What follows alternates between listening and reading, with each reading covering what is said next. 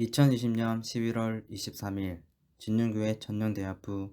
오늘의 말씀 요한복음 7장 53절, 8장 1절에서 11절 말씀.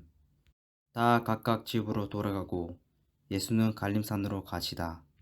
아침에 다시 성전으로 돌아오시니 백성이 다 나오는지라 앉으사 저희를 가르치시더니 서기관들과 바리새인들이 가는 중에 잡힌 여자를 끌고 와서 가운데 세우고 예수께 말하되 선생이여, 이 여자가 간음하다가 현장에서 잡혔나이다. 모세는 율법에 이러한 여자를 돌로 치라 명하였거니와 선생은 어떻게 말하겠나이까. 저희가 이렇게 말함은 고사할 조건을 얻고자 하여 예수를 시험함이러라. 예수께서 몸을 고치사 손가락으로 땅에 쓰시니 저희가 묻기를 마지 아니하는지라. 이에 일어나 가라사대 너희 중에 죄 없는 자가 먼저 돌로 치라 하시고 다시 몸을 굽히사 손가락으로 땅에 쓰시니 저희가 이 말씀을 듣고 양심의 가책을 받아 어른으로 시작하여 젊은이까지 하나씩 하나씩 나가고 오직 예수와 그 가운데 섰는 여자만 남았더라. 예수께서 일어나사 여자 외에 아무도 없는 것을 보시고 이르시되 여자여, 너를 고소하던 그들이 어디 있느냐? 너를 정죄한 자가 없느냐? 대답하여 주여, 없나이다. 예수께서 가르사대 나도 너를 정죄하지 아니하노니 가서 다시는 죄를 범치 말라 하시니라. 아멘. 샬롬. 날이 많이 추워졌네요. 따뜻하게 입고 외출하고 오늘 하루도 은혜로 승리하는 삶을 살아가길 바래요. 말씀을 읽어준 신덕 형제 수고 많았고 감사해요. 오늘은 수치가 찬양으로 바뀔 때라는 제목으로 말씀을 나눕니다.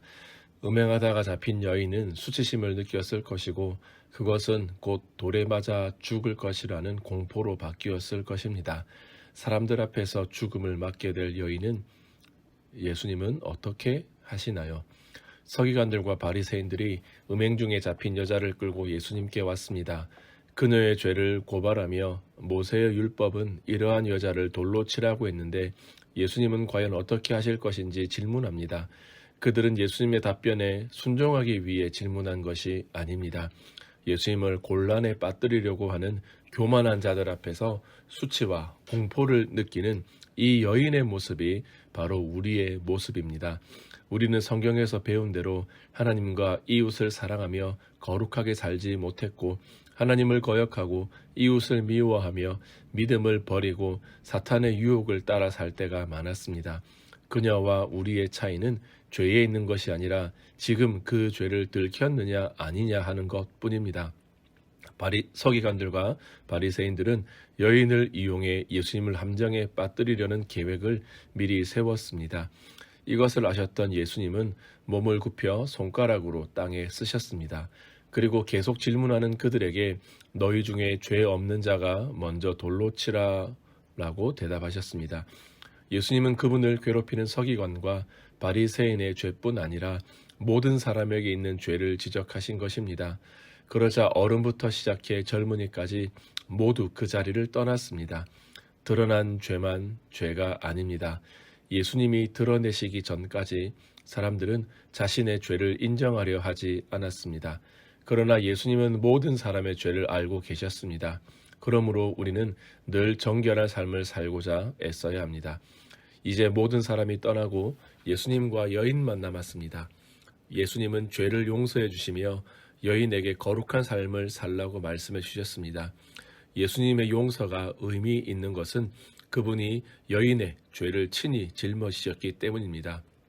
예수님은 여인이 그랬던 것처럼 고발당해 법정에 서셨고 사람들로부터 버림받으셨으며 발가벗겨지는 수치를 당하시고 매를 맞으셨습니다. 용서하시기 위해 친히 대가를 치르셨습니다.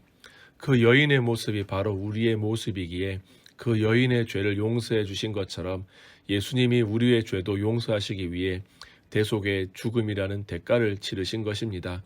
내 죄를 위해 죽으신 예수님을 찬양하고 죄를 미워하며 매일 정결한 삶을 삽시다.